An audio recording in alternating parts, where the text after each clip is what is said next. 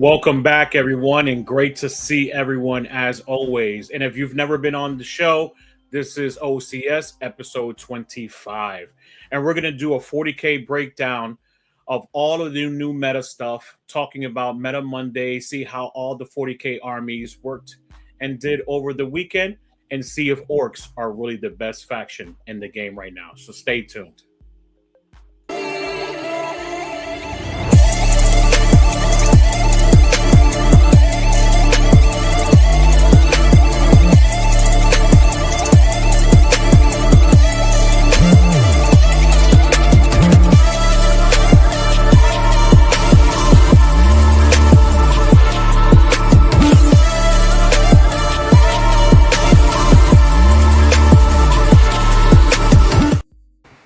What's going on, my peoples? Please make sure to like, share, and subscribe as always. Leave me some comments. Let me know how you're doing, how your holidays went, and how you feel with your Grotmist attachments that are going on right now, right? So currently, we are in a world of where we need some FAQs, some erratas. There's a lot of wording issues that's going on. A good example of that being the Thieves of Pain coming from the Demons Codex. I've had some talks with a couple individuals in the community. Raw, it seems like you do take half damage, but rules as intended, those are not the way that it should go, right? That's not how you kind of want to play the game. You don't want to take advantage of the special rules that you have throughout, right? And that being one of them, right? So let's go ahead and talk about a couple of things about what's going on, how the meta is going. I know orcs are doing amazing right now. Imperial agents apparently over the weekend are doing amazing. World eaters are not doing so great. I know their percentage went up over the weekend. World eaters is kind of a challenge, right? Especially with all the new Grotmist attachments. You have Star Shatter that's really taking over the scene right now. A lot of Necrons, a lot of destroyers, Scorpetic destroyers. You also have Chaos Knights not doing bad at all, right? So let's talk about a couple of things, especially when it comes to the Meta Monday, all right? So currently, and I also did a video on this a couple of days ago, if you want to go ahead and check that out on my platform. But I did an entire one on rapid fire tactics, talking about how the meta is shifting, how the weekend ended up being, right, with all the wins throughout. Currently, in first place, we had Death Watch here a couple weeks ago, but currently we have Imperial Agents, which is an absolute surprise, right?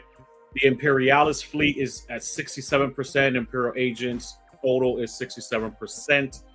Very nice to see Imperial Agents doing a fantastic job. So make sure you pull out your Imperial Agents and see what type of list they're using. There's some BCP information in here as well that's broken down. So Imperial Knights, like I was telling everyone, right? Imperial Knights are in a very good position as well. They're at 59%. They've had 148 actual games played out, 2 weekend event wins with Noble Lands. So 59% with Imperial Knights. A lot of people have been using the taking away the Canis Rex, not really using the Canis Rex that much, using a lot of the big boys, a lot of War Dogs too. I know a lot of people have been putting in like 12 War Dogs and playing with all the War Dog Smash, right, or the War Dog Horde, and playing with those. So a couple of these lists had that as well. The Chaos Demons, like we were talking about, the Legion of Excess, which is the Grotmist attachment, is at 72% right now. And it actually has 3 weekend wins, which is absolutely amazing to see them doing and performing very well. From the list that I've seen, it's been mostly a monster mash, a lot of monsters in there. Hey, Johnny G, what's going on? So a lot of monster matches going on in there. I know they're taking a lot of Keepers of Secrets, things like that. A lot of people taking some Demonettes on a lot of Chaos Demon Legions as well. Drukari, surprised to see this. Reaper's Wager at 66% over the weekend, performing very well. Dust off your old, dirty, pointed-eared Humies and start throwing them on the tabletop because they're performing very well. A lot of these lists also are running around with a lot of boats. I know they're using Incubi, Lilith, things like that, and still performing well on the tabletop. They can be very scary as well, right? They're very squishy. They're only toughness 3, but they're performing very well in the meta. The Gene Stealer Colts, as always, are continuing to perform well since last year. A lot of people were saying, right, that Gene Stealer Colts weren't going to perform well. And, the guy from Stat Checks, I forgot his name, but he ended up creating a list. He ended up winning a GT with it, and a lot of people ended up following suit. So Gene Stealer Colts has been performing very well in the meta, with Host of Ascension at 62%. Space Wolves continue to do what they need to do with the Champions of Rust at 59%. A lot of Space Wolf players, right? And I'm an original Space Wolf player. I just don't play them quite so much anymore. But they're at 59% with 3 event wins over the weekend, or is it 1 rather, right? Weekend event wins is actually 1 for Space Wolves. So 1 event win over the weekend for Space Wolves. Exciting news for them. I know they're going to continue to use Thunderwolf Cavalry, Logan Grimnar, a lot of Rune Priests, a lot of guns, Lancers. Death Guard is also coming back up with the Flyblown Host. 77% win rate for them. This is a very tricky army to play into, right? This army right here is one of those armies that if you're a close combat army, specifically orcs, right? And you're going to probably see a lot more people playing Death Guard right now as well, because Death Guard is literally the anti-melee army. It'll stop everything that's going on and making orcs hit on 5s and 6s. That is not a fun game, right? When you're playing against Death Guard and you're a melee army and you're, hitting on such a poor weapon skill. So they continue to perform well. The Flyblown Host is a little bit different, but it's doing 77% currently. No surprise, Necrons are at 51% with Canoptic Court at 60%, which is quite strange, right? Especially with the new Grotmist attachment being at have my buddy coming in here right now. He must have overslept, but Star Shattered Arsenal at 56%, right? So they're performing very well right now. And like I was saying before, all the destroyers, Scorpetic destroyers, everything that they're throwing on the tabletop. So I'm glad to see them performing well. Also, Orcs. Are Orcs really the best faction in the game right now? Even though they don't have the highest percentage, right, with the Tactical Brigade. But using units like Big Mechs, Shock Attack Gun, or Mechs with Shock Attack Gun, Big Mechs with the custom force field, right, to give to your flash kits. Usually they're plugged into the flash kits so they can give them some 4+ invulnerable saves when they're getting shot at. But Orcs are performing very well right now. Also, make sure to take, and if you've seen, right, Mark Perry, he just won a GT in Georgia. He ended up taking 3 units of Tank Busters. I was telling people Tank Busters are really good. You just got to give it a little bit of time to use and understand how to use the Tank Busters, especially with that flat 3 damage. And they have the ability, I believe, for +1 damage, +1 AP, or +1 to wound and +1 AP. Correct me if I'm wrong in the comments section, right? I'm still trying to get used to the whole Orcs deal, especially that unit right there, the new Tank Busters, being 2 wounds as well, right? Also, the new Breaker Boys. The Breaker Boys are doing well as well. Those units, you smash them into a monster, you smash them into a vehicle, have wounds, anti-vehicle, anti-monster. So they end up performing very well on the tabletop. Well, nice to see you, brother. Sorry about that. You're fine, man. Everyone tell him, make fun of him for being late, man. It's true. He told me hours ago, and I still couldn't make it on time. It's fine, brother. I completely get it, man. Things happen in life. But if you've never met This man right here. This is Thomas. He is the man with opinions, and he has a ton of opinion today. So, Thomas, I know you're coming in the middle, but we're talking about Meta Monday. Meta Monday, we're breaking down all of the amazing factions. Did you see that Imperial agents are 67%, brother? I did. Although this is an important time to highlight that sample size is also a factor, because look at how many players got 67%. Exactly. It was only 3 players. Absolutely right. And that's a great point that you put out there as well, right? And Legion of Excess, your army, right? Or your army, your detachment, Legion of Excess, we had 19 players and 3 event wins over the weekend, brother.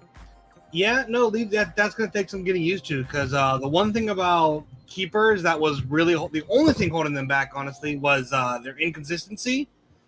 Yeah. And full rerolls is that's a hell of a drug.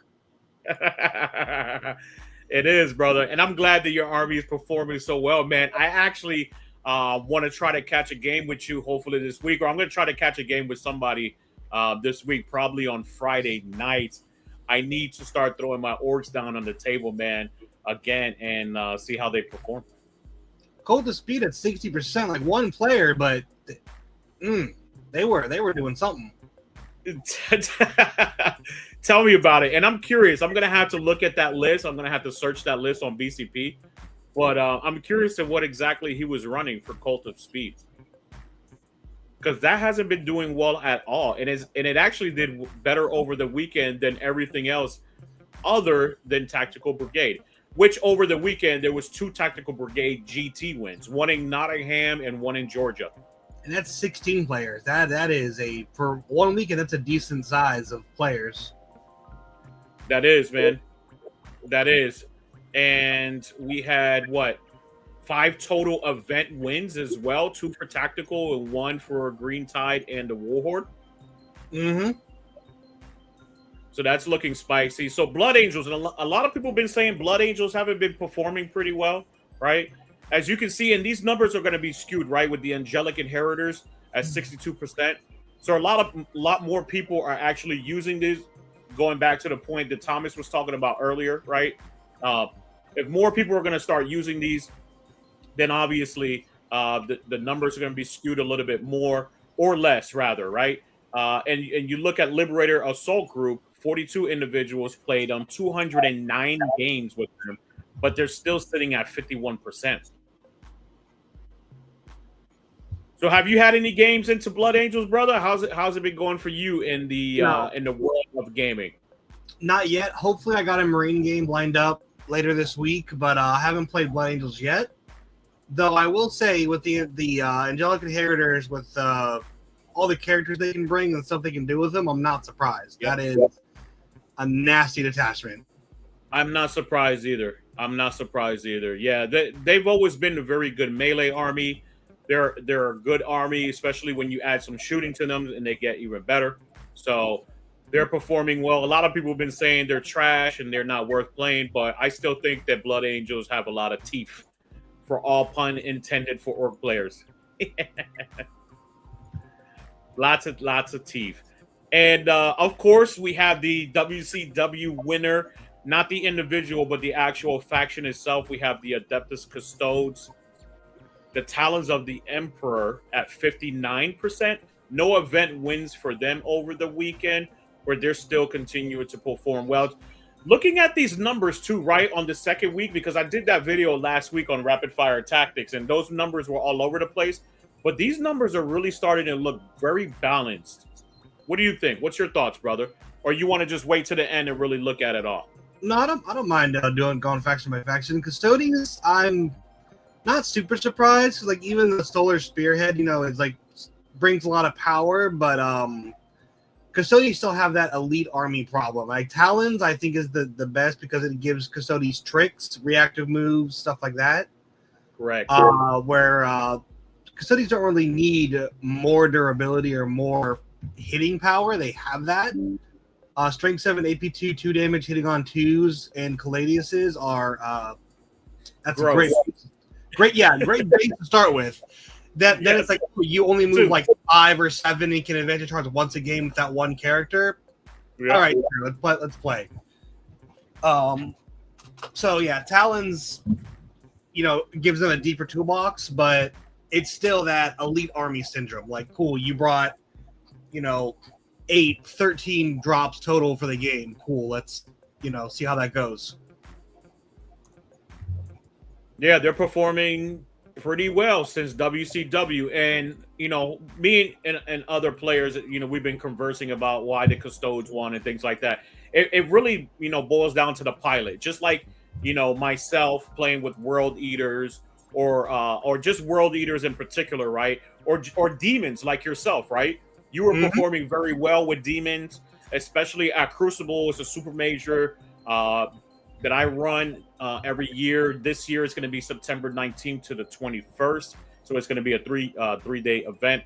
But basically, Thomas went over there. He ended up going into the top bracket, fighting people into the top bracket, and performed very well against Art of War. Did you play 2 Art of War or 1 Art of War? Just one. Just one, right?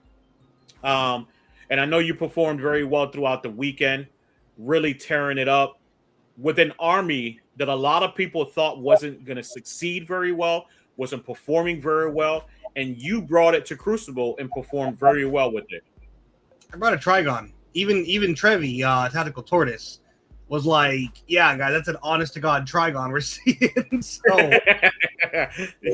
yeah, well, you know what's ironic? He actually plays his 2 favorite armies. It's the same 2 favorite armies you have. Yep. No, I know. Tyranids. Yep, Tyranids and Demons, man. Ironically, that dude loves the same type of army, man. When you guys born in the same day or something, you guys hang out, talk about it all the time, or what? He is a ginger. Say it again. I said he is a ginger, so he is a ginger. So look, there's something to be said for having good taste. That's all I'm saying. Touche. I agree. I agree.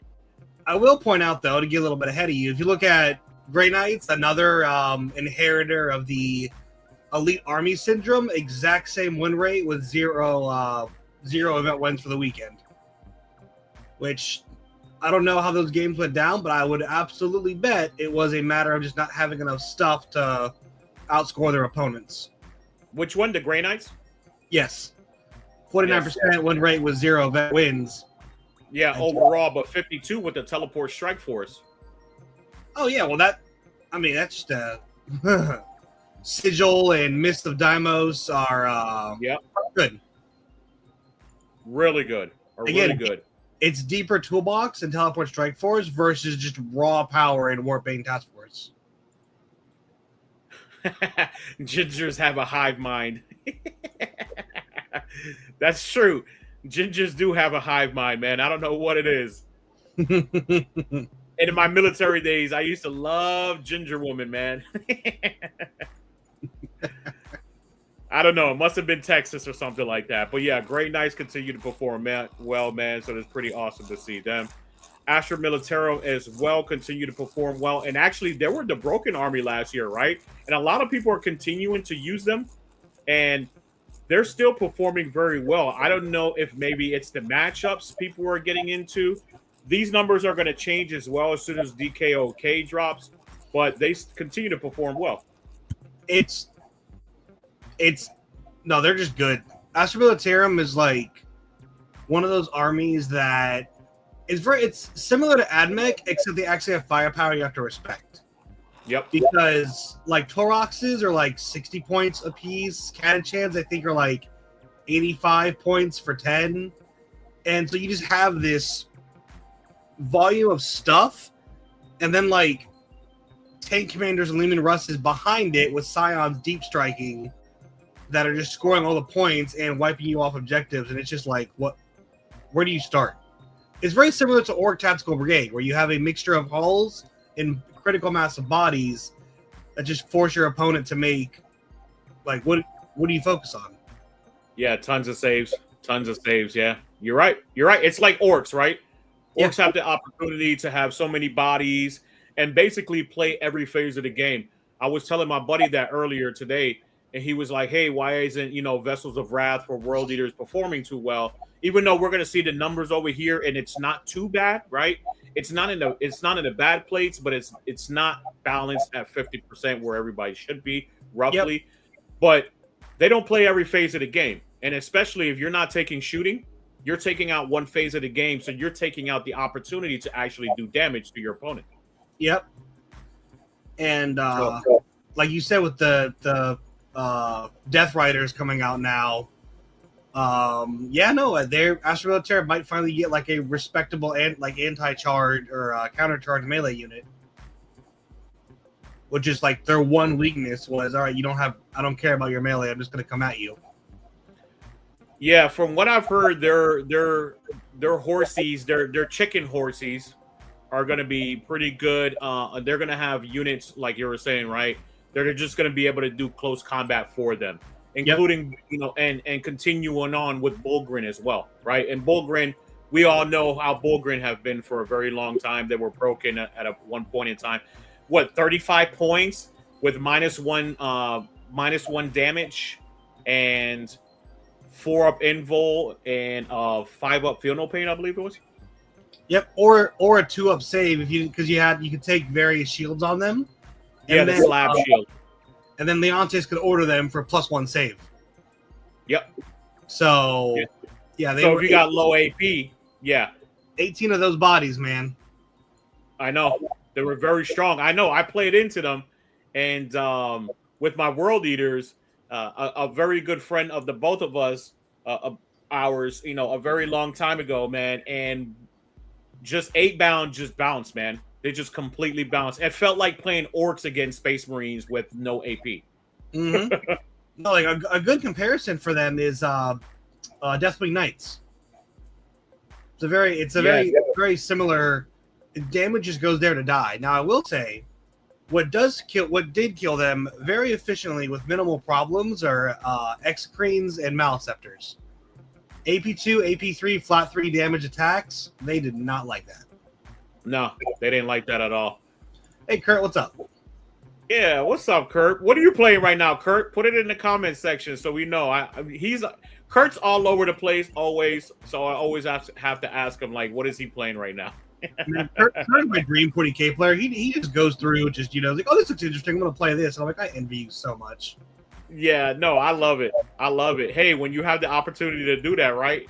Why not? Do Absolutely. He said, dude, all over. I will say, for anyone that's paying really close attention, look at how many armies are within like 1% of being at a 50% win rate. That's what I'm saying, dude. That's what I'm saying. Like Tau, 49%, right, overall balance. So let's just take a look all the way down. But the lowest percentage, we're looking at, what, 42%? So, but I mean, Sisters of Battle, they deserve that. Chaos Space Marines, nah, they don't deserve that. Love, Leagues of Votann, that should definitely be a little bit better. But that love detachment, I have no love for it, man.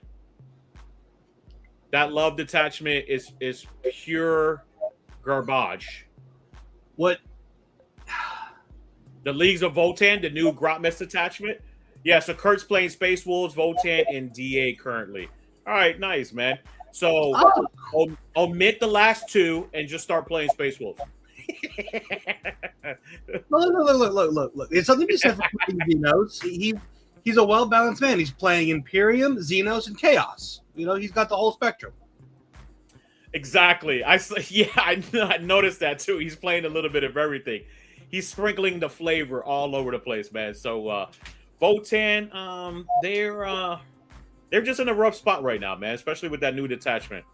I think the meta might end up helping them out slightly, but we should see, especially with the Star Shatter, man. Star Shatter is really the yin to a lot of factions' yangs right now. Except for orcs, apparently. I mean, and I know how much you love orcs. It depends on how many destroyers they take, because that the one destroyer big that has like the rapid fire 6 guns with full rerolls when they come down. it'll pick up some work pretty quick. Yeah, man, you're absolutely right. We'll get to Sisters. I think that 20% win rate is just Sisters kind of what's the saying? Throwing bad money after good money, like just trying to take the hits and play it without changing. Now they did get worse, 100%, but I think that the worst for them is like 57, 58% win rate down to 49 with the rest of us. I think that 42 is just, like I said, people trying what has worked with less options and getting burned for it. Yeah, you're playing something new. You're not performing with it because you're still learning how to play that faction, right? Even with the good players, you still got to play a couple practice games and make sure you figure it all out. Like me and Anime played a game with the new rules, and well, he played the new detachment and he did not enjoy it. Full disclosure, we called it on round 3. But what I will say is, Astrid Thurga dying and giving D3 miracle dice, as well as the one you get at the end of the phase when she died. Yep. That's a hell of a, especially in I personally think, I know we're jumping to the bottom here, but Howlin' Martyrs is going to be the way to go, just because you can have another character die and for 1 CP could get back up for D3 plus 1 miracle die, and then Astrid Thurga could die, pay CP for her to get back up for another D3 plus 1 miracle die twice. And between those two alone, you're averaging like 6 miracle dice. So that's, it's again a couple of hoops you got to jump through, but it's like not hoops you don't yet really, like, you're going to use the strat anyway. So yeah. Kurt says he's going to dust off his towel too. He needs some crisis suits though. Buddy, all over the place. Love it. Never change. Never change. I want to come back in like 2 weeks. He's like, yeah, so here's my new Emperor's Children army I just got. Add that to the list. That's it. Full respect for Kurt. I love this man. He's great. No, man. It's not Emperors. It's DKOK and next week. Next week is DKOK, and then after that, it's Emperor's Children. Yeah, I do love how GW was like, yeah, you can take these like 6-man bricks of suits. You only need 18. They're like, we don't like that. So here's 3 different units of 3 suits apiece you can take. Now you need 27. Good luck. Yep. So I have although is the crude hunting pack, that is the is that the all crude detachment? Oh no, the auxiliary cadre is the Grotmus one. Crude hunting pack. Yeah, the crew hunting pack. Yeah, that's basically that's the crew. 60%. It's supposed to benefit the crew, but people are not taking a lot of crew. They just take in a little bit, like 1 or 2 units. Fascinating. Yep, and look at that, 60% over the weekend. 15 games were actually played, and 3 people actually played it? 9 people actually played it? Yeah. No event wins, but Manka had an event win over the weekend. I was saying, but in my personal opinion, auxiliary cadre, which we need more time to see, or Montka is probably going to be the way to play Tau. Montka opens up so many units. Again, I've talked with Anime and told him about so many units you can take in Montka you otherwise wouldn't, like broadsides with railguns. Yeah, you can advance them the first 3 turns and just get them into a good firing lane. Yep. And sure, they can be seen, but they're going to outrange just about anything that isn't a guard army. So, okay. Dude, Necrons is shooting better than Tau right now. The volume that Tau can still, like, even if it's lackluster shots. What's better than Tau? Sorry, you broke up for a second. No, you're fine, brother. We're losing you too, man. You're kind of lagging a little bit. But Necrons is shooting better than Tau right now.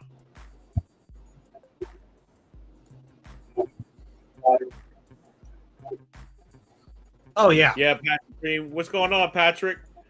Yeah. Tau to have an anime waifu. Exactly. Play it, man. Play what you enjoy, just like Kurt, right? Kurt enjoys all of these factions, so he just plays them all. I think he just cycles them out every single week. And then he never knows what is what. Exactly. So, yeah, I know. Yeah, the Necrons are rough right now, man. I know. And Chris doesn't play, man. When Chris gets into the game and he starts learning about the game, he gets ultra competitive in a very healthy way, right? And he starts performing very well on the tabletop, man. That's another individual I want to get a game into. And you, Kurt, as well, man. I know you're all over the place, but I want to play into those new faction detachments if you'll have me pretty soon, man. But real quick, we're going to go into a little commercial break. So please stay tuned. Don't leave. It's just going to take 1 minute. We're going to pay the bills and be right back. Now with a word from our sponsor, Baron of Dice. Baron of Dice is your one-stop shop for premium wargaming dice. Our dice are made with premium resin materials and colored dyes. Each die is hand-mixed to the desired result and then carefully swirled with 2, 3, or 4 colors in a silicone mold before being laser engraved with a wicked symbol and finished in a matte or gloss polish. There are no imperfections in our dice, no balancing issues, no micro bubbles or mold lines. This is the difference between. You can, quite literally, feel and hear a difference with our dice. Whatever game you play, whatever style your team or faction rocks, we're sure to have something to elevate your game. With over 500 styles and over 4,000 customer reviews, welcome to the best dice on the planet. Now back to our show. Make sure to go ahead and check out Baron of Dice. If you haven't heard of Baron of Dice, they have some of the most amazing premium dice in the world. So go ahead and check them out. By the way, in my description section in YouTube, I have a plethora of different sponsors that I have for the channel. A lot of them give you a very large discount, so make sure to go check them out. Black Legion Gaming as well. Black Chaos Gaming as well.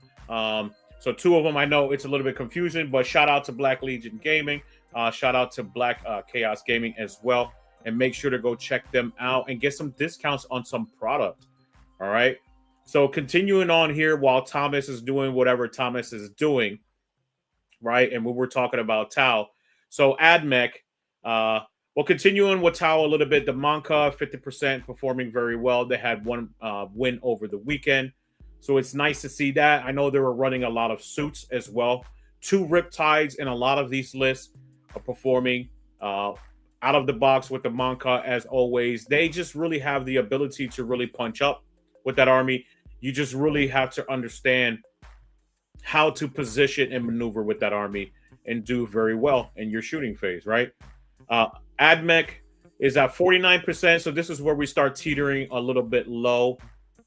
AdMech is not performing at the highest level except for Rad Zone cores, right? Rad Zone core, unbelievable, 80%. That is crazy. No event wins, only 5 games played, and only 4 people actually played it. But 80%, man, that number right there looks a little weird, a little skewed. And welcome back, Thomas. So we were talking about AdMech, man, and how AdMech has Rad Zone core at 80%, brother. And we know that number's skewed right there. That's not real. Again, look at the number of players. Yeah, exactly. Going 4-1 with 1 person, that's 80% wins. Although, yeah, that person did prove it could be done. So now, if more people can replicate that, we'll have to see. Yeah, Kurt, these are all the numbers over the weekend on BCP. So every single event in the Earth, Terra, right? So yeah, Nottingham, they have that list. I forgot the gentleman's name. It was like Sepp or something like that. But he had a gnarly list. I know Mark Perry ended up winning with Orcs as well. Mark Perry ended up having 3 units of Tank Busters, a Morkanaut, which a lot of people don't throw Morkanauts on the table, man. So surprising to see that as well. He had 3 mechs with SAGs, shock attack guns, and he really didn't have any melee. He had flash kits, he had his Gretchen, he had Zodgrod and things like that on his list. Very, very different. And if you look at the Nottingham win with the Orcs, he had a different list as well. So really good to see different lists and not just the same list copy and pasted winning throughout the game. So what's your thoughts, Thomas? No, I'm looking actually at the Halo's Creed Battle cadre or Clade with the 16 players, and I'm like, that's about as good as I thought it was going to be. That's a hell of a detachment to just press button. It reminds me of the World Leaders one, where you just pick 2 or 3 units at the start of every command phase and play. Yep, these ones are just a little bit better, which is always good. It is, but the wording. So when we go to World Leaders, I'll talk about that. I'll give you my sad opinion, right? Not to throw anybody off, not to discourage anybody on the Vessels of Wrath, but Vessels of Wrath, man, is just not the best right now. Eldari at 48%. Nobody really cares. They're going to get a book really soon. So, but 225 games still played out with Eldari, so people are still excited to play their elves. Oh yeah. I know a buddy who was playing over the weekend. He has 2 Night Spinners. He has 3 War Walkers, I believe. He's taken Yvraine, Vizark. He's taking, and now apparently in the new detachment, you can take Fortune, Guide, and Doom on one unit. This freaking nuts. Hey, Patrick's a man after your own heart over here. I love you, Patrick. Thank you, Thomas, for showing me that. I love you, Patrick. You're my new best friend. So, for those of you who don't know, Harlequins is like my baby. That's like my army. All right, but they have been quite shite since what, 9th edition? Oh yeah, no. In 9th they were the almost kings of the world, but yeah. But for a very short time, man. But then they let Drukhari reign for like 9 months. No, they came out after Drukhari because the Eldar got their book after Drukhari did. No. What I'm saying is Drukhari, when Drukhari was broken, they were broken for like 9 months long. Oh yeah. And yeah, Harlequin, they had only like 2 months to shine. No. Light Harlequins did. Then everyone went to Dark. Then the Fight on Death got nerfed to on a 4-out. So then everyone went to Twilight. Yes. And it's the same thing I point out with Sisters, where like if something is so good that even after a nerf, you just go to options you weren't using because you didn't need to. Yep. I also reference Canoptic Court Necrons with Hypercrypt. Like Hypercrypt was there the whole time. No one needed to play it because Canoptic Court was right there. But yeah, in 10th, I think the most light I've seen Harlequins get is that one Yvraine in like 10 troop break in Ynnari. And then past that, I really haven't heard of them. Nah, not really. You know, now and still currently they're running that fat brick of just troops. Yep. With the Vizark and Yvraine attached to it. They end up getting that 5-up feel no pain, 4+ invulnerable save. I believe that was all the buffs that were given to that unit. Basically, revive models, doesn't she? Doesn't she revive again? Doesn't Yvraine revive models or something? Does Yvraine? Let me see. While you're talking, let me look at Yvraine. I don't remember Yvraine actually. While he's doing that, I'm going to go on to Chaos Knights because I actually have played a game against the Iconoclast Fiefdom against Anime Squirrel. And I will say that detachment, while I don't think it's as good as Traitora's Lance, it is so much fun. Like, we were having a game, it didn't even come down to who was winning. We were seeing who could kill the 100 cultists he brought faster. My bugs eating them or his knights absorbing them for power. And it was just a super fun game. But I do think the index is stronger overall. Knights of Shade is just so good. Like, because at the end of the day with Iconoclast, you're still only going to bring like 1, maybe 2 big knights and then just a bunch of armigers and cultist bodies. And in Traitora's Lance, you're just still bringing 13 armigers. You're bringing the Stalker and 6 of each and just seeing if they can't stat check you off the board. So... there you go again with that word. The cultists are prepared to make the sacrifice. I'm so mad he thought of it and I didn't. That's such a good way to. It's the sacrifice. Yes. A lot of people have been enjoying the Chaos Knights lately, and a lot of people have been running 2 Despoilers, 4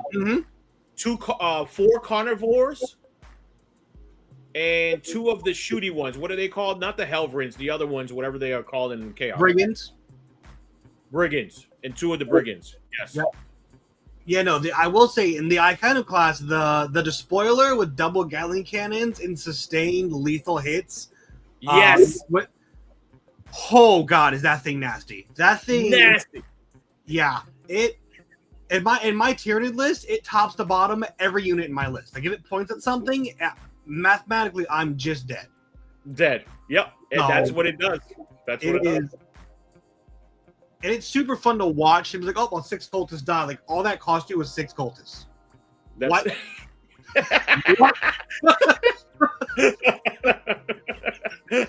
And that's worst case. Like if they pass, it's just 3. Like worst case, you just lose 6. And I'm like, what? It's like 30 points. What do you mean? Hold on. Yep. So which is crazy. Yeah. So I'm glad to see them start, performing well. And you said you played into it. How many times you play into it? We only played the one so far. Just life. He's played it a couple more times, I think, against other people. So, yeah. But I've only played against it once myself. So how you loving it, Anime? Let us know in the comment section. So what did you find out about your Yvrain real quick before we get too far? Oh, yes. Yvrain on a 2-up D3 bodyguards. Yep. So the Harlequins are right back. Yep. And it's a psychic ability, too. The biggest issue with Harlequins currently is that troops are only 1 OC. Yeah, no, that sucks. So you can't even run an entire Harlequin. So you couldn't even tech it into an entire Harlequin faction. Harlequins are going to get the, the Warrior from Tyranids treatment and the Dreadnought treatment from Custodians. They get like plus 2-inch move, plus 1 OC, plus like Lance on the charge, just because I've heard their data sheet on its own is not impressive, as the kids would say. No, it's not. They don't smack really well, and I don't think they're going to bring back the caress and kiss and weapons like that either. Hopefully they do. I don't know. We'll see. Maybe it's like a what's it called? I mean, some detachments are like the unit is just a vessel for like the sergeant basically to get in and do what it has to do. So maybe the sergeant will get like the kiss or the caress. Who knows? Hopefully, yeah, the troop master himself. Yeah, hopefully. We'll see. They need some love, man. Hopefully they continue to have the advance in charge and the 4+ invul, because they tried to change that last year, right? In last edition to make them have a 5+ invul. And man, they tanked down all the way to 30%, 32% win rates. It was that bad. It was that bad. When you just can't do it to a 1 moon model with, 3 toughness. Yeah, no, I'm running my Slanesh army, running Demonettes, and just being like, yeah, they have a 5-up invul, and I'm like, I'm T3 1 wound. Huh.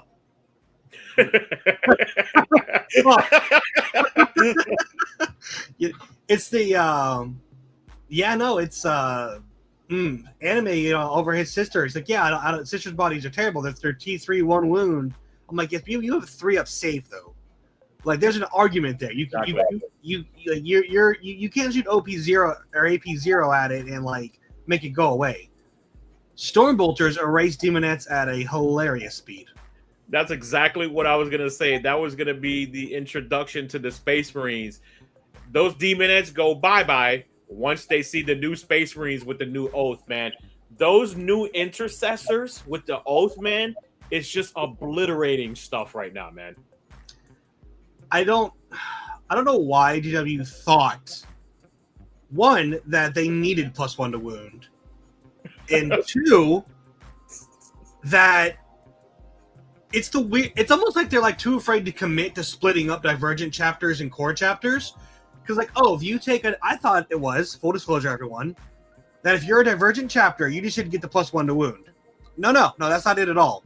You can be a divergent chapter, you just can't take that chapter's characters. Yep. So I've seen some people taking the Angelic Host from Blood Angels, no Blood Angels characters, just generic captains, generic jump back intercessors, Vanguard veterans, or whatever they're called now, Blade Guard. So you get all the inheritor rules, which is units can fall back in charge, reroll 1s to hit and wound, whatever. But also you get the Oath +1 to wound. And it's gross. That 47% win rate, one, is going to go up, And two, as low as it is, it's lying to you because look at the number of players compared to every other faction so far. But that's why, right? That's why the data is all skewed, right? Because you're gonna have a lot of novice players that probably played it and didn't perform well, but all the other players that are experts performed very well, and they had 2 wins over the weekend, one with Gladius and one with Ironstorm. I do like the First Company Task Force. They really, really, you know, that guy was a hero. I appreciate what you tried to do. Not poking fun at him. Like, that is unironically the worst way to play Marines, and someone's like, you know what, I'm going to try it. Good for you. You never know until you try. And unfortunately won 0 games, man. So hopefully he was just having a drunk weekend, a bad weekend, or whatever, and performs better next time. Mm-hmm. And Deathwatch, all right. So Deathwatch got punched down about 20% since last week. Deathwatch was outperforming everything, man. They were on the top of the list. They were 67%. They had actually one event winning as well. They only had 75 games played throughout this weekend. And 15 participants, 15 players actually played it? Mm-hmm. So Deathwatch is one of those armies, man. Once again, it's like World Eaters. It's like it's those specialized armies, right? You really got to play a lot, really have to practice a lot and get used to it. You know, there's some expert players out there. They could throw them on the table and do very well with them, but Deathwatch is definitely one of those most challenging armies. I put Deathwatch up there with like Grey Knights almost. You know, another Marine army that's teleporting a lot. The thing with it is, and then I've noticed I haven't played the new Deathwatch, but I played them near the beginning of the edition. The players will usually outplay themselves. Like they'll pull stuff up just because they can, not really thinking if they should or not. Yep. And then like, I should have stayed on the board because I could have just moved where I wanted to be. Now I got to come out 9 inches away. And a big part of this to remember for everyone is you can be as mobile as you want to with your uppy downy stuff, but if you're not ending on objectives, you're just not scoring points. Yep.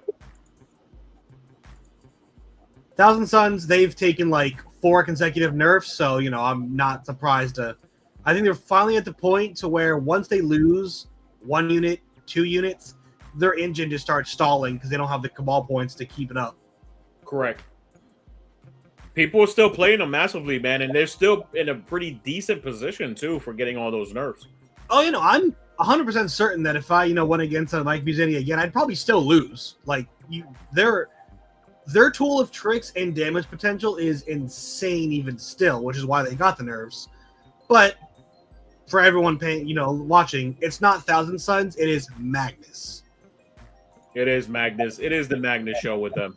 Well, Magnus and Ahriman, right?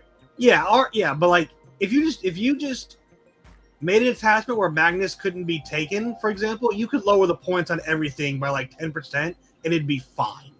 Yep. It's just Magnus that is really holding it almost back. Because I agree. He's insane. He is insane. He's probably hands down probably the best Primarch in the game still right now. So far, we might have to see. I know, with Fulgrim, right? That's a beautiful model. Oh, it is. I'm so excited. You're excited, and I bet you'll have one of those very soon.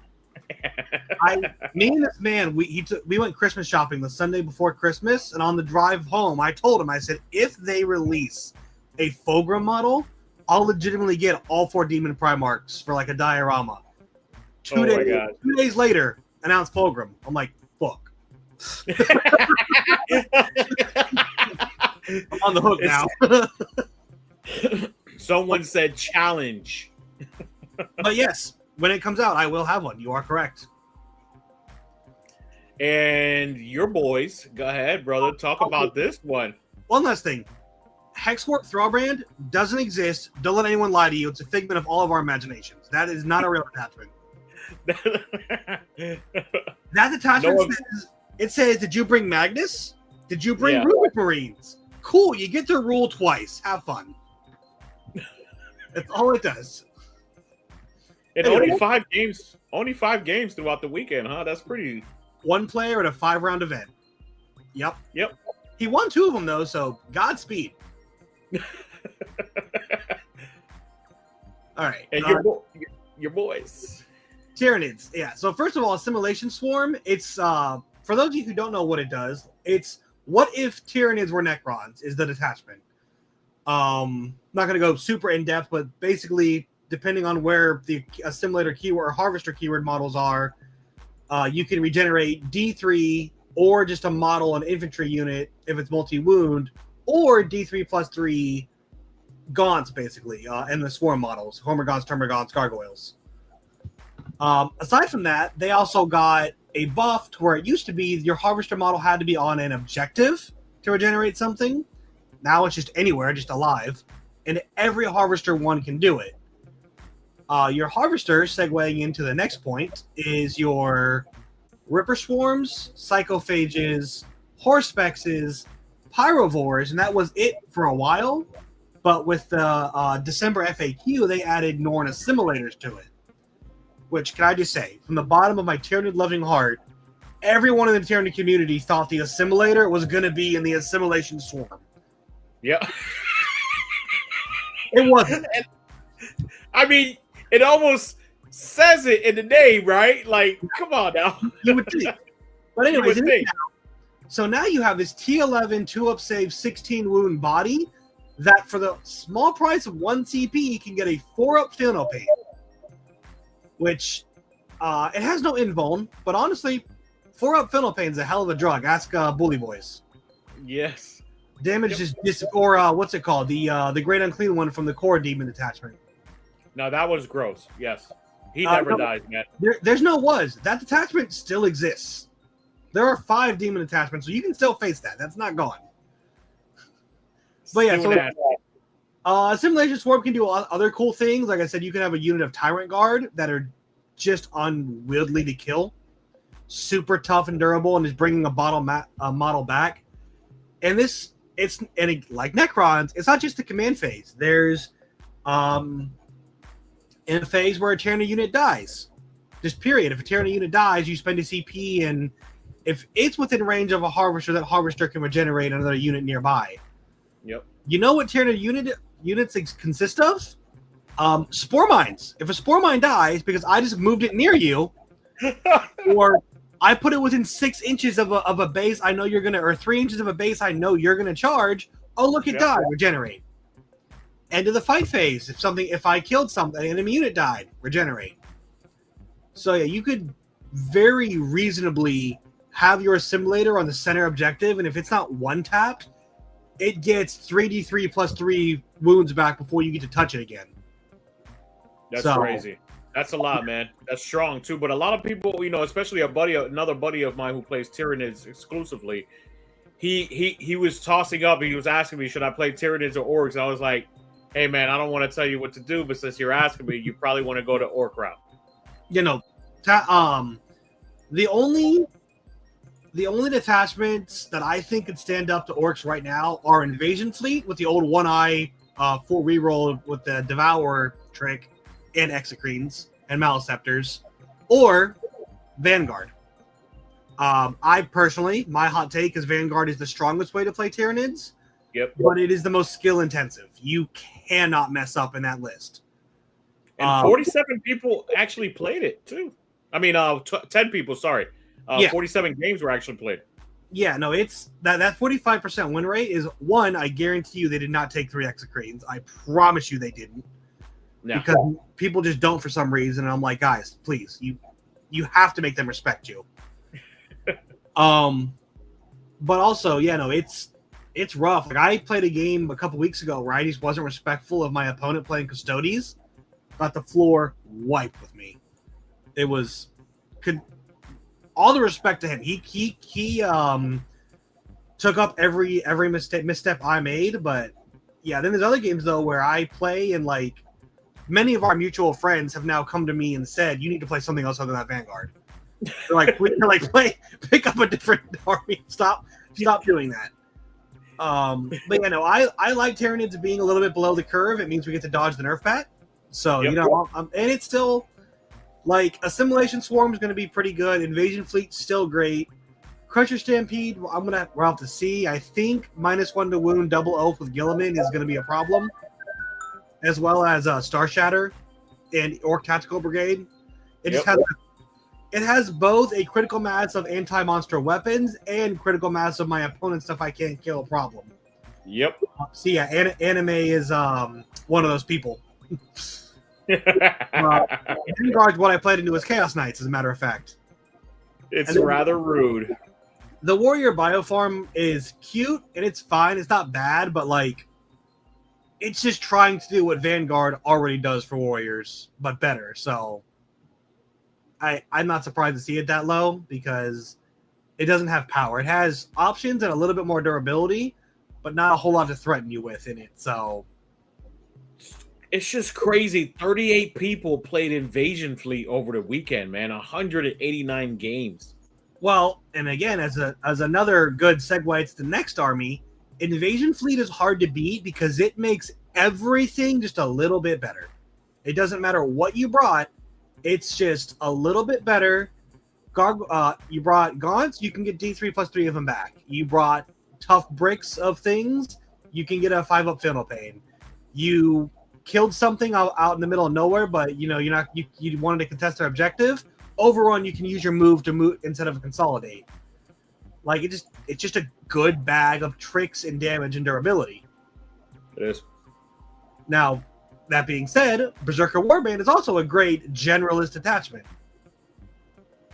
This is your show now. What do you got to say on the board? So, Vessels of Wrath, there's a wording on there that makes it very challenging for everything else to perform very well. So I've actually tried out this list prior to playing the Orcs.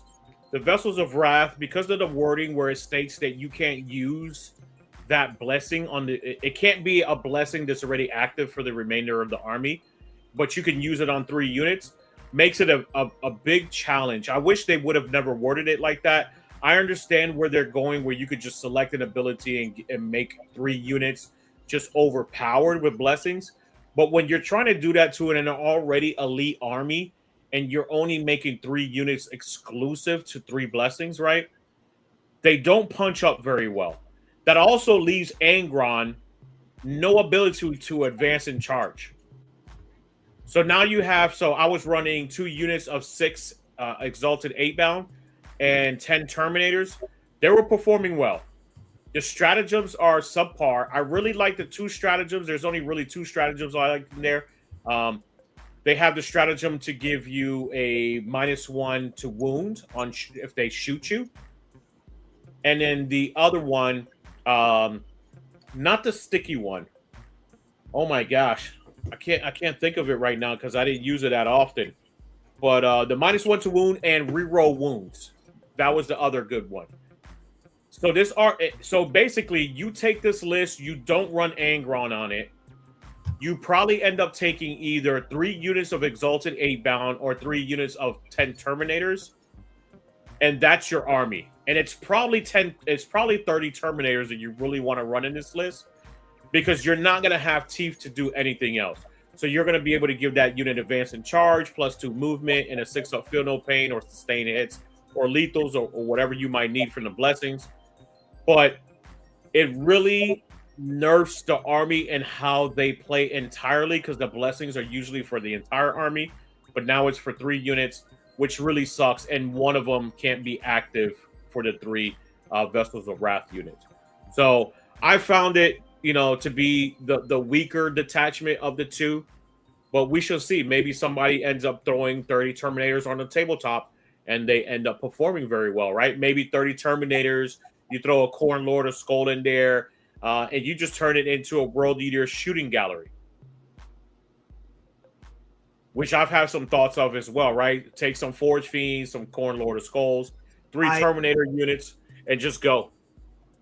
I played a list a couple weeks ago against a good buddy of ours, Caesar, who was running. I don't remember if he's running Vessels or Berserker Warband in that game, but he's put 2 to 3 Forge Fiends in his list, and oh my god. Yep. Does that, World Eaters with guns is just like a whole other army to worry about. Plus, Forge Fiend shooting from turn 2 onward with Angron's full rerolls, because it's not just in the fight phase, it's just all the time. Wow, that's insane. Just 3 units keep putting 3d3 shots downfield, strength 10, AP 3 damage, rerolling all their hits is nasty. And 435 points might be worth that reroll for all 3 of them, right? Maybe not. I don't know. Well, I'm going to have to test it out.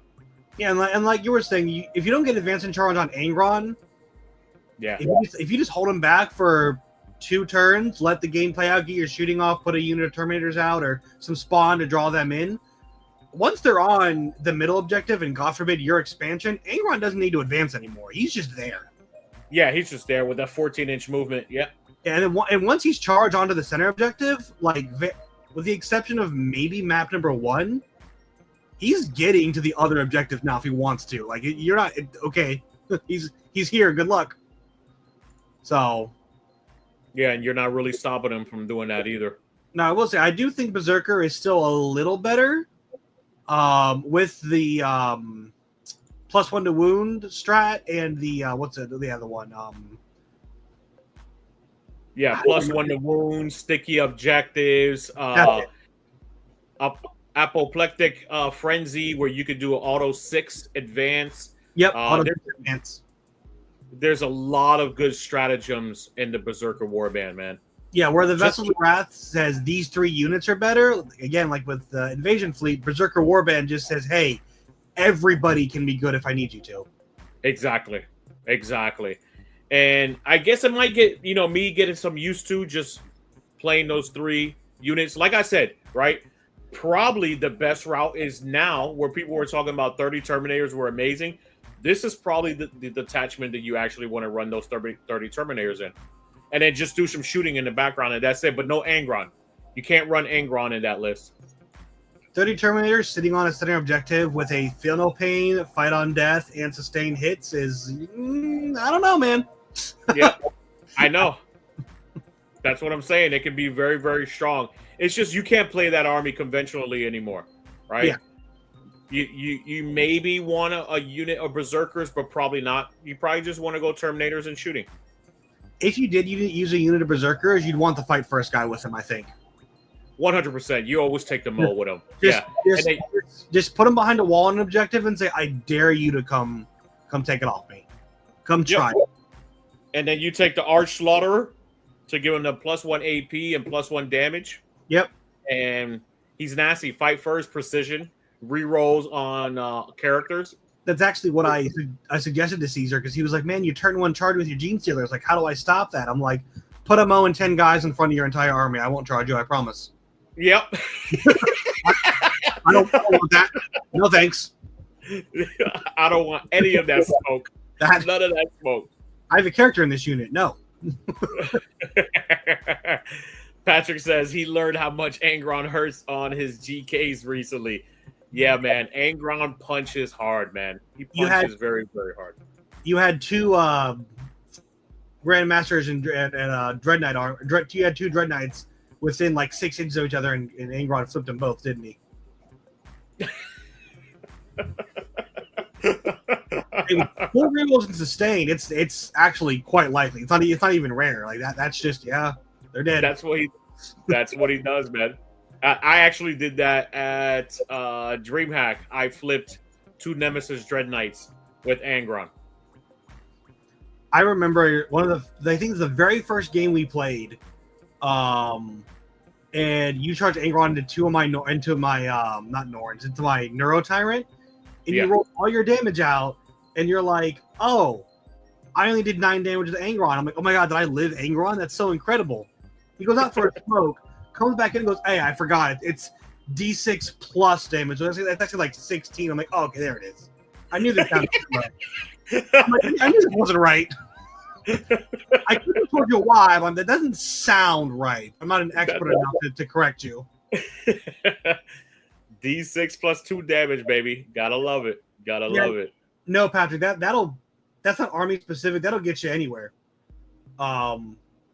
I've lost games because I deployed wrong, even with my Vanguard, where it's just like, well, that sucks. All right, cool. These next 2 hours are going to go by real fast. Especially if Angron keeps coming back. I love it. I love that rule. It's so thematic and flavorful and fun. But my God, killing him on like 1 or 2, and then seeing him back at 3 is just like, what did I even do that for? Like, damn it, we're here again. What you do is you knock him down to about 3 wounds, make sure that he's bracketed, and then leave him alone. Just walk away. Don't.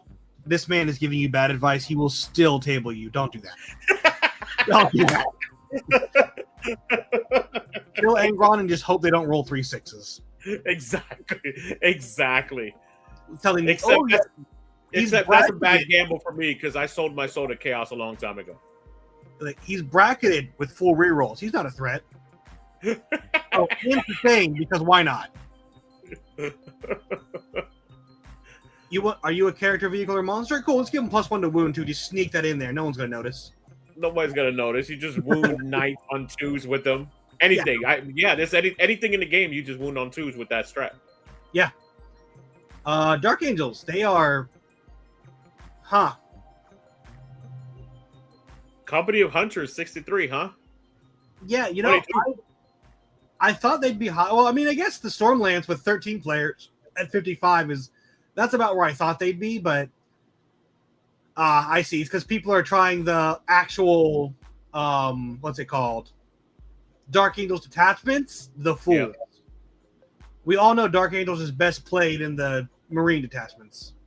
100%. Unfortunate as it is, the data is, although Company of Hunters did really well for itself, so you know. That's the Gromus detachment? That is 63%. But it was only 8 games. The guy ended up winning 5 of them, right? So two guys ended up winning 5. So. It took an event win, right? That's what that column is? No event wins. This column right here. Gotcha. Yep. Chaos Space Marines did though. Yeah. Was it? Yep, it was Fabulous Bill. Boy, what do you remember the combat drugs from Drukhari? What'd you say earlier? Yeah. They were raiding for 9 months straight? Yep. Now there was more into it, like Lilith was just cranked at that time, but yeah, no, this same I believe it's the same chart, right? I think it's like letter for letter the same exact chart that combat drugs used to be. It's very similar to World Eaters. They have 6 choices, right? And they just choose. So they randomly roll 2d6 and choose 2 of them. Or randomly get 2 of them, or select 1 of them. Yeah. So it's a little bit weaker than the blessings because you don't get 2 of them all the time. But man, they're very strong. They have like some of the same options: 2+2 movement. I mean, +1 attack, things like that. Yeah, movement +1 to hit in melee, +1 hit at ranged, +1 toughness. Boy, that is a hell of a drug. Especially on green bodies. Yep. And +1 toughness on a unit too. So you imagine no Terminator's toughness 6. On every unit. Every units get these. Yes. Chosen. Yes. The other one. What is the other Demon Marine unit? I know. I'm trying to think of it too. We don't play Chaos Marines if you couldn't tell. Possessed. Yeah. Possessed, yes. Possessed. So, and you can bring a body back too if he's attached to your unit. Yep, and if you take Fabulous Bill, Fabius Bio, everyone. Fabulous Bill is the colloquial community name for him, and I personally love it. You get to reroll 1 of the dice. So, oh no, you took oops all melee and rolled +1 ballistic skill. Well, nope. Surely you won't get 2 6s in a row. So yeah, no, it's not unreasonable to have a +2 move, +1 toughness, or +1 to hit in melee, and the other buff that we haven't mentioned yet. I forget what it is. It's just insane. Maybe it is +1 attack. +1 strength, +1 attack. Cool. Now you're just World Eaters all the time, whether you charge or not. Which is pretty gnarly to see. So I'm actually looking it up right now. So Fabulous Bill. While you're doing that, yes, Patrick, Dread Talons is a travesty. If I did play Chaos, my favorite Legion is actually the Night Lords. Read into that what you will, you're not wrong. but my favorite Primarch is Fulgrim, so I got there's a bit of a split personality thing going on here. But yeah, Dread Talons. Dread Talons mean? So they have Ballista skill +1, add 1 strength, improve the AP. Okay. AP. Yeah. Add 1 to attacks and +2 movement and +1 toughness. Yeah. So now you got 20 Terminators, right, with combi bolters hitting on 2s and just obliterating. And I believe they get the advance in charge stratagem, so they're coming to you. Have no fear. Yep, they're very strong. A lot of people have been running them with Terminators too, which is rather surprising. Yeah, because you can just give them +2 move, and suddenly your Terminators are moving 6-7 inches. Yep, with advance in charge. It's real big too that he could just bring back body. I mean, that's what Fabulous Bill does, anyways, right? He's like the surgeon of all of the Warhammer 40K, right? Like he's the best doctor. Yeah, I think GW is trying to set him up as like a dark parallel to Call, where Call's like mechanical and engineering. He's Fabulous is like the biological side. Yep. But yeah, and again, I think Chaos Space Marines suffer the Space Marine problem, where it's kind of like the second starter army thing, where it's like, ooh, Space Marines, but evil. So you get a lot of unexperienced players taking them, test driving them, and but yeah, Creations of Bile and Veterans of the Long War are two still very, because Veterans it's just Oath of the Moment Chaos Marines. Yep. Which surprised the Renegade Raiders ain't doing too well over the weekend. I think people have figured it out where they put stuff that they don't care about on objectives, and they put their good core units off objectives and say, cool, you can kill what you need to that I'm going to score with, and also have all my hammer units, or you can go after my good units, but you don't get your rules into them because I'm not touching an objective. And for those of you who are just joining, right, we're just going through the Meta Monday, talking about what's performing great over the weekend, and doing a meta breakdown on every single faction in the game. And really mostly, right, the Grotmas ones. So Votan, man,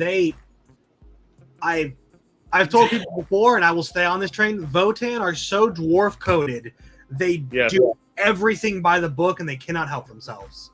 Yep. And where every other army is playing tricksy, breaking the rules of 40k, the dwarfs are just like, well, that's a grudging in the book, and keep rolling.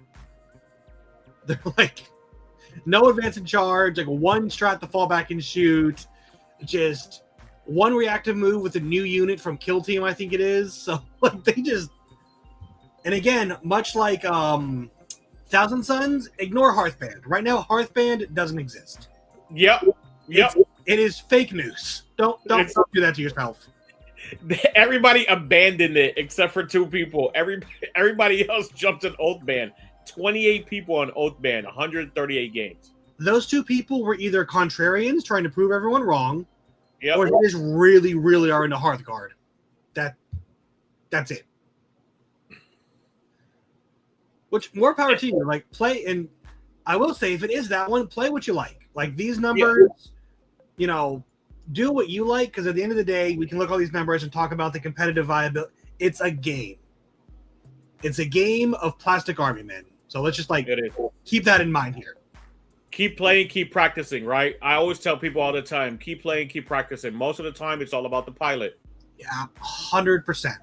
I don't know if I told you, I went back and looked at my first 30 games of 10th edition, because I have them saved in the app. Mm-hmm. I had a 30% win rate. Holy smokes. And my first 30 games. Now my win rate is 60%. And do you want to know what army I started with when I started 10th, the very first one I put on the table? Space Marines. I will drive to your house. No. Oh, shit. Okay. Vanguard Tyranids is what I started with. And I lost so bad, so much. But, I called up this guy I know that knows a bit about 40K. He trashed me like 6 games in a row, and I got better. So it's fine. And that's how you get better. Yeah, no, really, you do. You lose or you make mistakes and you get punished. Like, that didn't feel good. I don't want to do that again. Yep.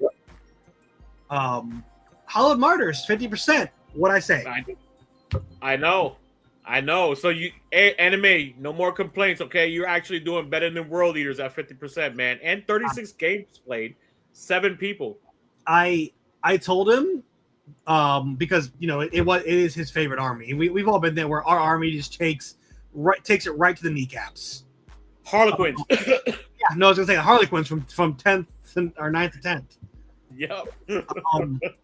The fact that Astrid Thurga existed this whole time and no one's ever taken her because the Miracle Dice generation was already there is so insane.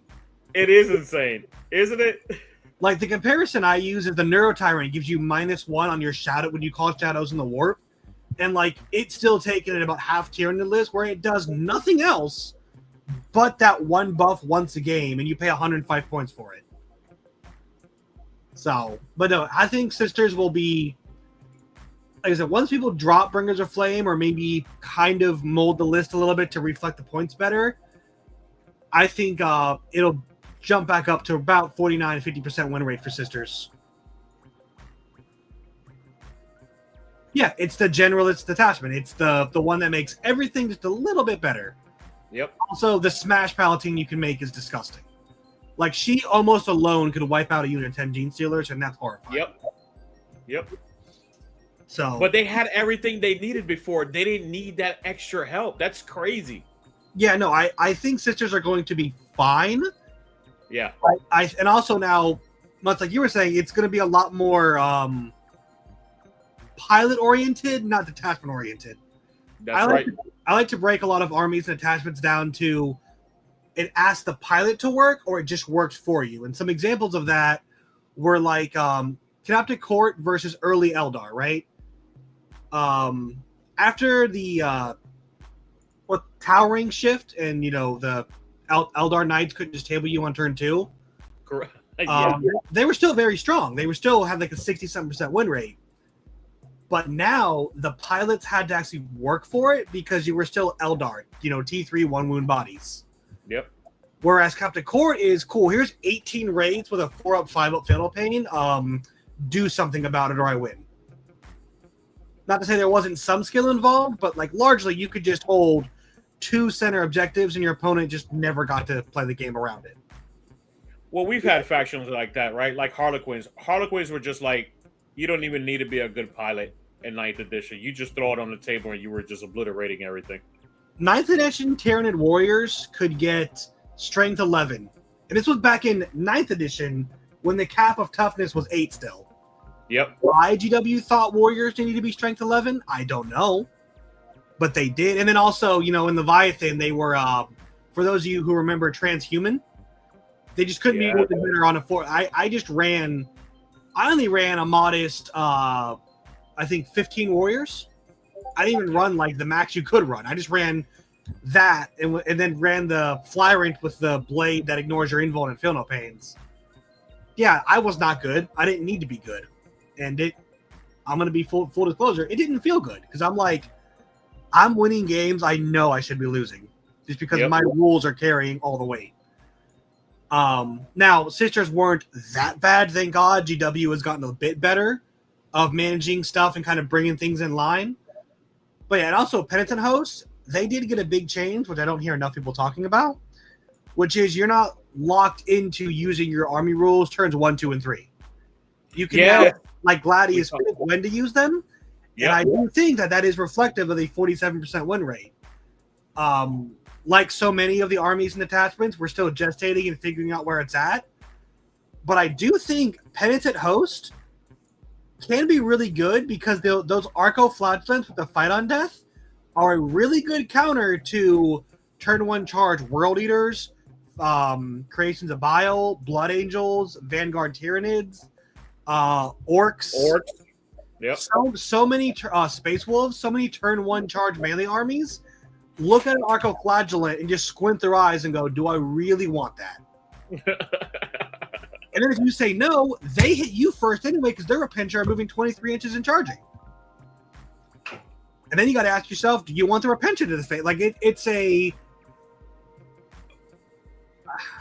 at a high level of play, it's this fun cost benefit analysis of, is it worth more to hit them and get hit back for free, or wait for them to come to me, take the hit on the chin, and then fight on my terms? And they still get buffs when they're below half strength and all that too, right?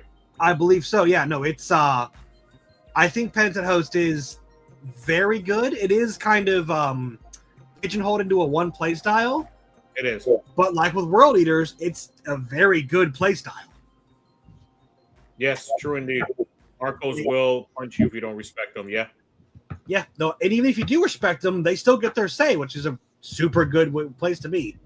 Hey, this is how long I've known Anime. Matter of fact, the first time Anime and I actually had a discussion, right? Because I've known him for quite some time. But he was coming to Warforge, and he asked that very same question about the Arcoflagellants and if they get those buffs when they fight on death, things like that. And it still stands to this day, the ruling that I said that day. I was like, yeah, no, absolutely. It definitely works. I believe it's what, like +1 a hit. I don't know. Tell me, Anime, whatever that buff is. But that still stands to this day. But that's how long I've known him and him running Arcoflagellants. Yeah, no, I went into his Arcoflagellants and I'm like, okay, cool. They just fight on death. Like, yeah. And then I go in. He's like, cool. So here's what their profile is. I'm like, what? I'm like, oh, yeah. I was expecting like Power Sword Sister Melee, maybe. And then like he just tells me, and I'm like, oh no, this is gonna hurt. And it did. For those of you on the edge, it did hurt a lot. It did hurt. It did hurt. Arcoflagellants did. They nerfed them though. So. Here's the thing: when they die, you still get the miracle dice. So like it's just all around a good time for everybody. Hey, Anime, while you're here with us, do Repentia still give you their own miracle die when they die? Or am I remembering that from 9th edition? That might be a 9th edition thing. But if so, yeah, Penitent Host is, I rate it very, also because Penitent Engines and Mortifiers are some of the best skirmish, like early game, get out and score, or like soft commit to an objective that I've ever seen. Because again, if they die, you get the miracle die anyway. And if they don't die, you scored your points. And it's like 70, 65 points, 80 points, something like that for like one of them. So it's just a good time. Not a bad price. And they're like 8 wounds each, right? Or 6 wounds, something? Yeah, they're hard. They're worth more effort to kill than a lot of things want to put down. Yeah. Now, Black Templars. Repentia still give a dice. So, you send a Repentia 23 inches. An Immolator, they get out, they advance in charge because there's a strat, I believe, or an enhancement that lets them do that. Now, they're in your face turn 1, doing good damage. And, you killed them? Well, I get a die when they die. And then, look, at the end of the phase, something died, so I get another die. Yep. And you better believe Aishwin Thurga is going to be in this attachment, too. So strong. She's so strong right now. Now, Penitent Host, I will say, is harder to play than Martyrs. Because again, it is not the generalist attachment, and you got to have a really good understanding of melee combat and like be able to like gauge the tempo of the game. Because if you sell out by turn 2 and all you have left is hulls and a couple of nonsense squads, you're not going to have a fun time for turns 3, 4, and 5. There's still people to this day that don't know that you can basically pile into a unit and take away they fight first. Yeah. That's when, like, people, again, with the Tyranids, they bring a fight first unit to deter me, and, like, they don't quite, like, Patrick was saying about deployment mistakes, like, in friendly games, not in tournaments. In tournaments, I've abused this myself. But in friendlies, I'm like, hey, I can just charge here, not declare you, but then tag you when I pile in and still hit you. And they're like, wait, what? I'm like, yeah, because once I pile in, I've already selected a unit to activate. You cannot not then supersede my activation. Yep. So, Yeah, no, that is how you get around. There's two ways to get around fights first if you don't count just shooting them. This way where you pile in and then hit them. Yep. Or the other way where you force them to commit to more than one charge and have 2 CP in your pocket and say, okay, you fight somewhere, but then I'm going to hit you in the other spot. Yep. And that's actually how I beat the Blood Angels player at your team event back in November. She had a fight first unit, but I forced her to come at me because of lictors. But then she also sent her like super good like Smash Captain squad against somewhere else. And I'm like, all right, you get first say, but I get second say, so pick. And she chose the captain squad, and then I almost iced. I killed the fight's first squad down to 2 Death Company units. Oh, insult to injury. I have precision, and she thought it was precision on my character. I'm like, no. This isn't the core strat. All my dealers get precision.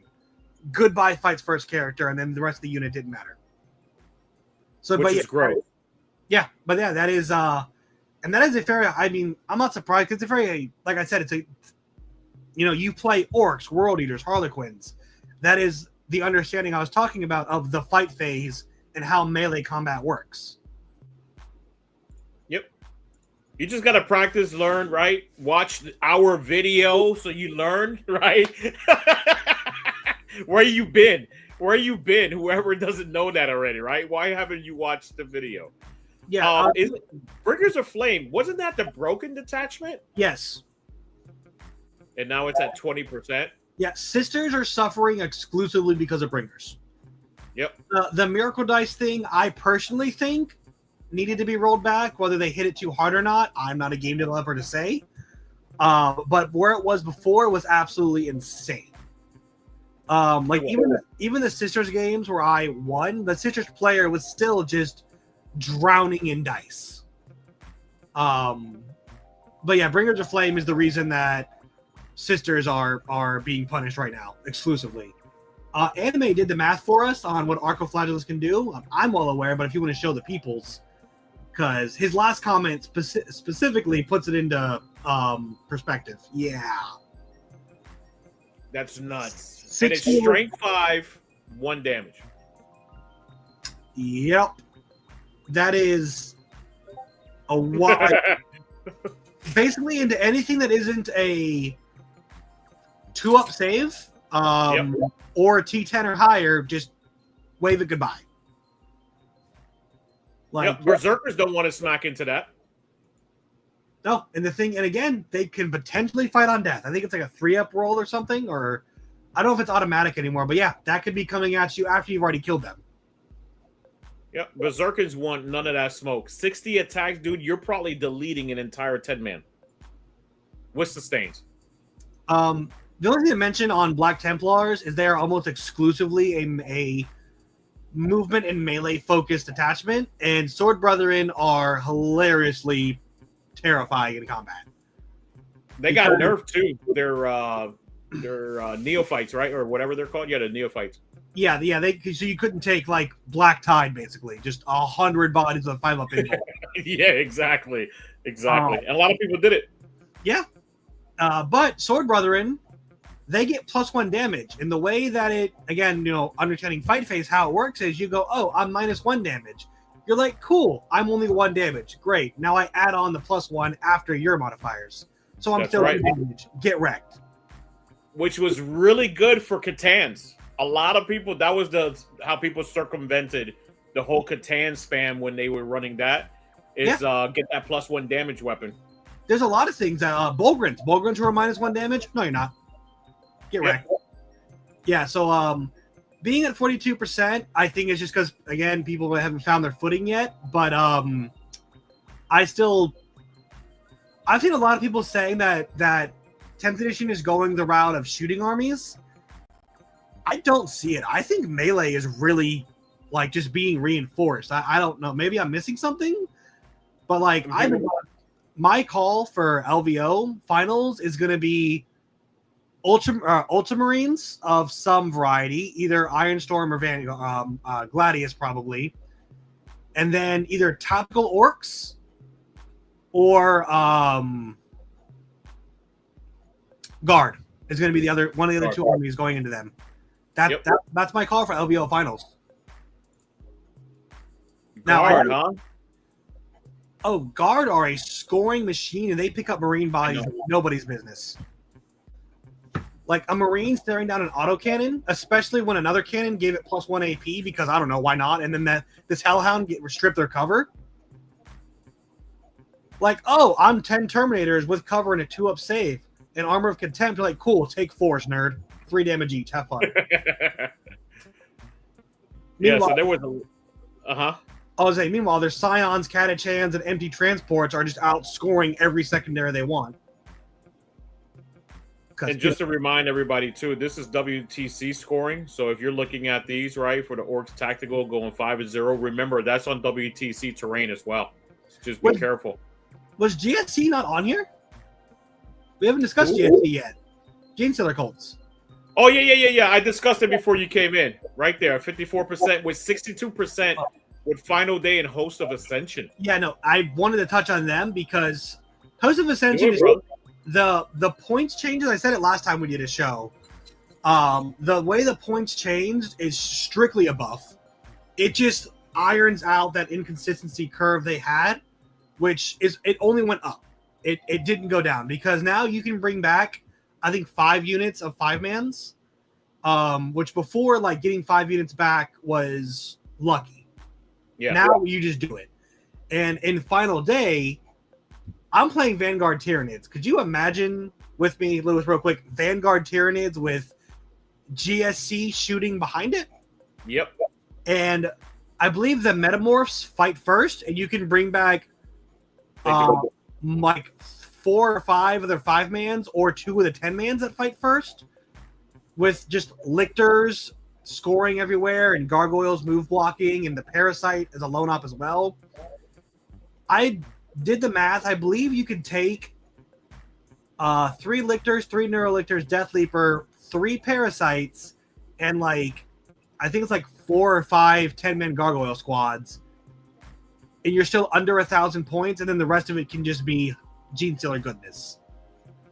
Ridge Runners, the Patriarch with 10 Genestealers, maybe a unit of Aberrants, some Metamorphs for sure. Like, it's disgusting. Genestealer Cult. It's more reliable now. Yeah, no, that's what they were missing was the reliability. Now they got it. Yep. Genestealer Cult is my dark horse for LVO, but I do think that they are an army of tricks that if you catch your opponent off guard, meaning they don't respect you because we don't play gotchas over here. Don't do that. Tell your opponent what you can do. Just don't tell them how you're going to use it. Just be like, yes, I can do this. You don't need to. Anyways, I think that's always been the Genestealer Cult problem is they're tricksy in an honest game where we both have full access to information. So if your opponent can look at your thing and like imagine the dynamic, Sherlock Holmes his way to everything you could do. Yep. Well, now your tricks work significantly less good. Speaking of which, did you put your stuff together? No, I need to. I'm so tempted. I was just telling a buddy of ours, Sean, that if this was, I wish we were back in 8th edition because I would run 1,000 points of Genestealers and 1,000 points of Tyranids in Final Day, and I'd claim I would claim it as a Tyranid list. Yep. I can't do that now, but this does get me to want to run GSC because I love Vanguard, and I have the GSC units to put 10 Genestealers, a Ridge Runner, their truck. So I will. Any bikes? Any Jackals? I gotta see how the points work out. I don't think I need them because I have Lictors. Lictors are already doing the same job for way cheaper and way less commitment. True indeed. So which one are you running? Host or are you running Final Day? Final Day is only when you can bring Tyranids in. Okay. Host would have to be full 2,000 points of GSC.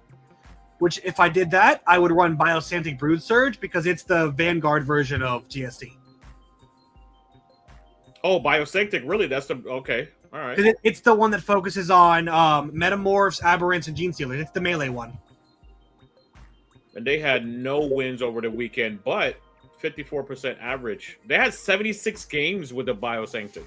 Yeah, Biosantic was the way it was played before. But yeah, no, I think that GSC is going to be dark horse contender. And I think AdMech is the other one, where AdMech is the one that's just going to catch people off guard or not be able to handle it.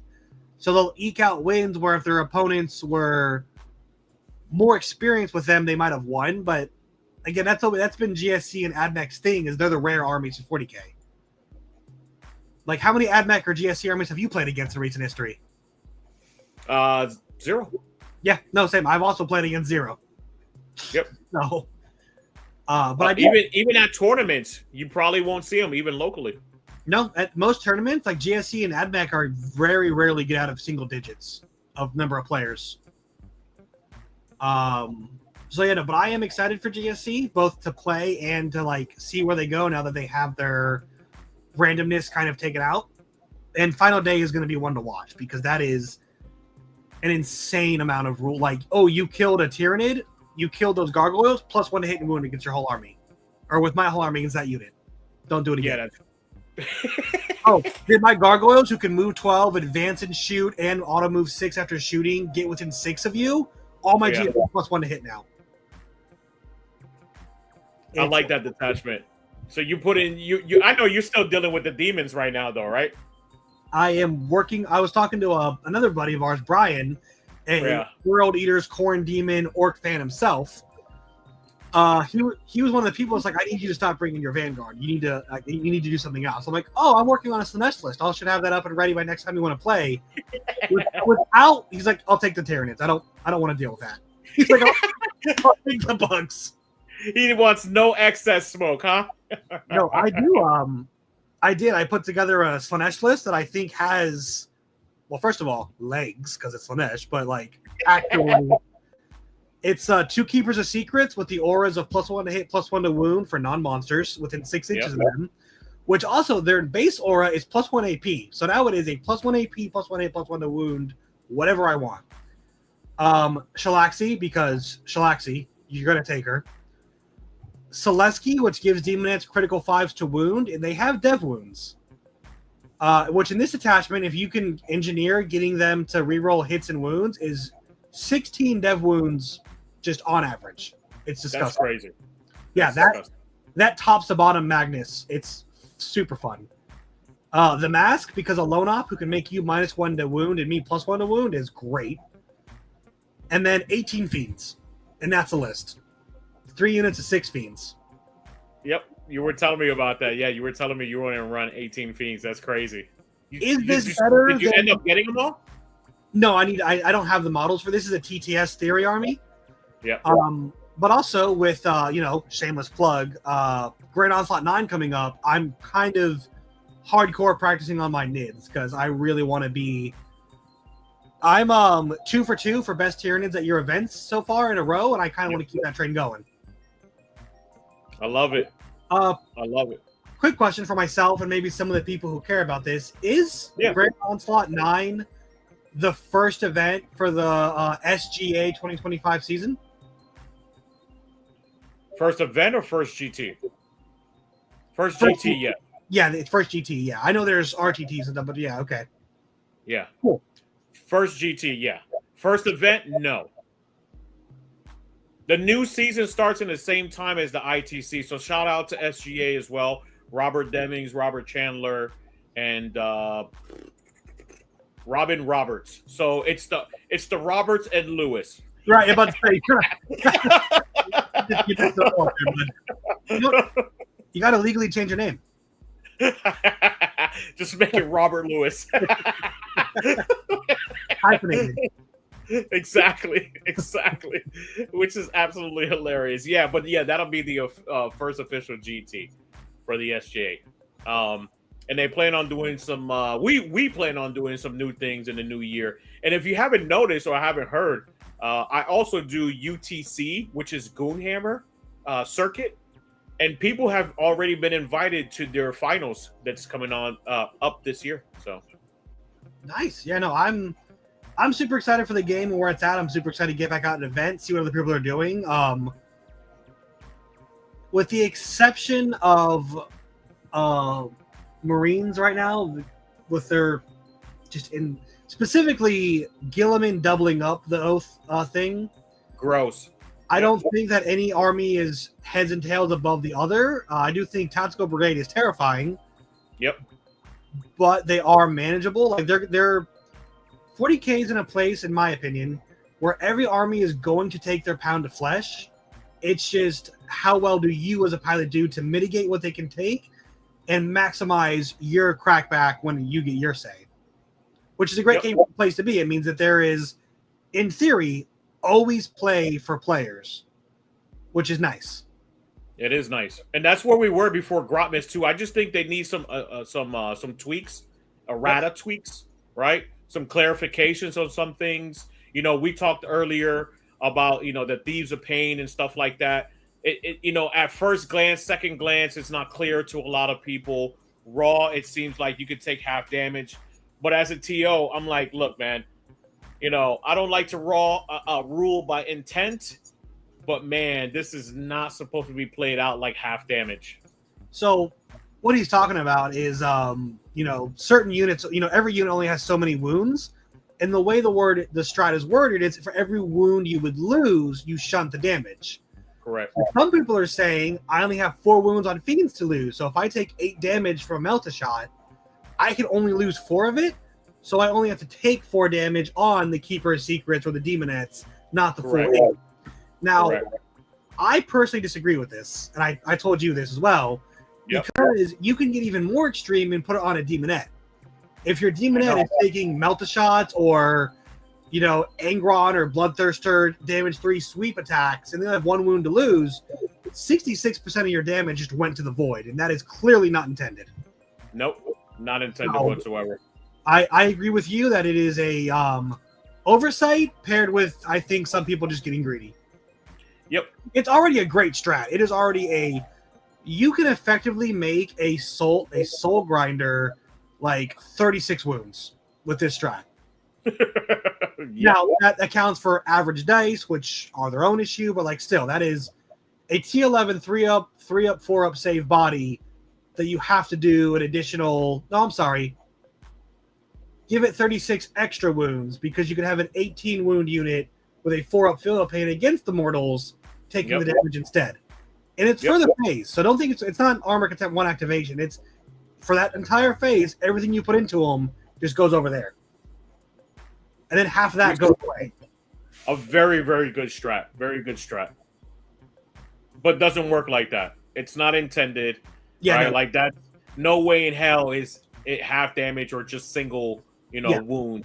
If you have applied, 8 damage is getting shunted. Stop. That's what's happening. Exactly. Yeah.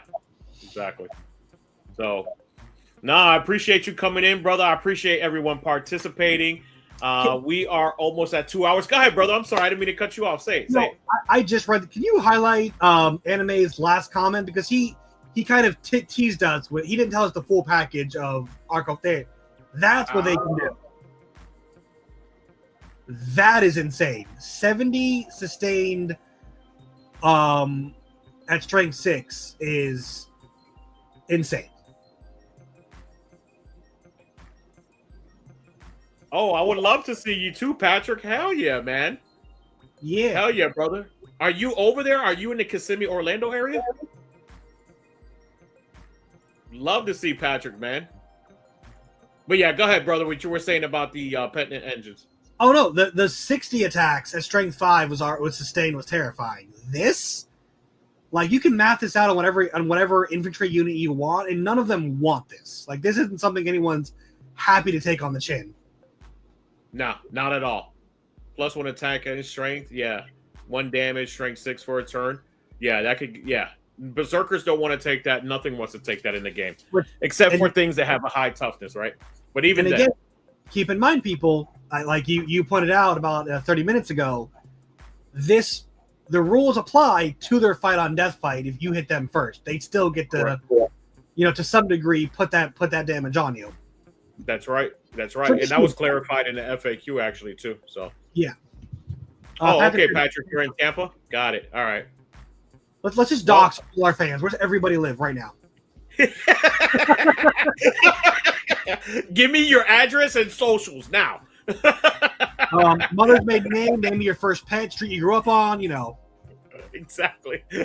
And password to your computers. Strictly for community. This is all about community, about coming together. There's no secrets.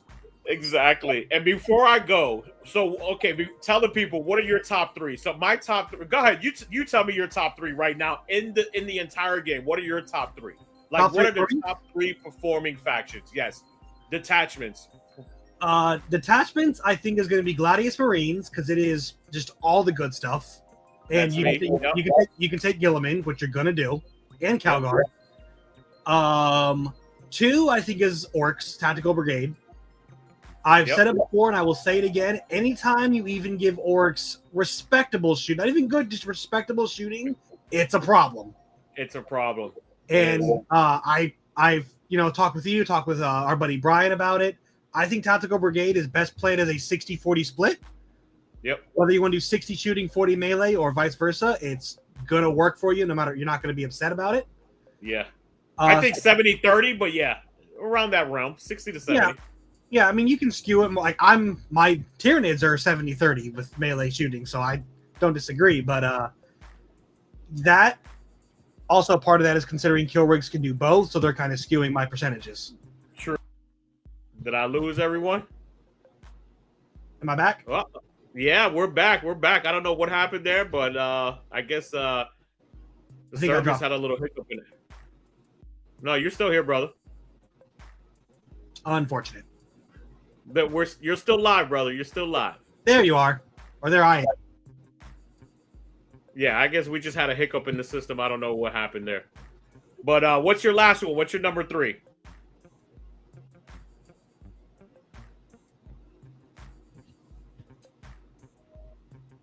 All right, I guess we lost Thomas. I don't know what happened there, so I guess you'll have to hold on to your seats. I don't know what's happening. There's just bad juju tonight. Bad juju. I hear you, brother. You hear me? Anyways, we didn't hear his third one, but for me, it was going to be there you go. So all right. Looks like you're sorry, back, everyone. Thomas. I don't know what's going on my end. I do apologize. It's fine. It's fine, brother. It's fine. So what was your third one? Let everybody know your third one.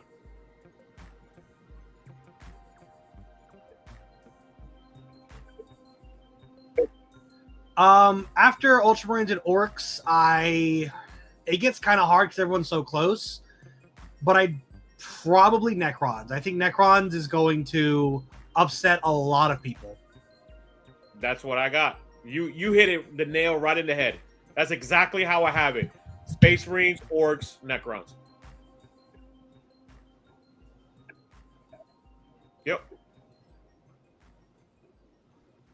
Yep. So hopefully they keep on performing well, and we'll see and figure out, how they continue to perform throughout the week. So, yeah, I agree. And LVO is what, this weekend, right? LVO is this Saturday, and this Friday, Saturday, Sunday. Yep. I'll be at a convention. My connection is kind of fritzing out, so I'm going to leave the end of the show to you because I can I don't know what's going on, so I don't want to drag it. You're good, brother. You're good, man. You take care. We'll talk here in just a second. All right. Let me just go ahead and give everyone an outro and tell everybody goodbye. So Thomas, if you hear me, let everyone know goodbye. Have a good one. And all right, everyone. Sorry for the technical difficulties, but we're going to end the show. It's been almost 2 hours. Hopefully you really enjoyed the show. Make sure to like, share, and subscribe to the Onslaught Gaming platform as always. And don't forget, Onslaught Gaming 40K, where victory is just a strategy away. Take care, everyone. I'll see everyone in about 2 weeks. Hopefully we should have some more events coming out here in the Tampa area. Maybe that's some good news for Patrick as well. Also in Kissimmee. And continue to play the game and enjoy your Grotmist attachments, everyone. All right? Take care. Have a good one.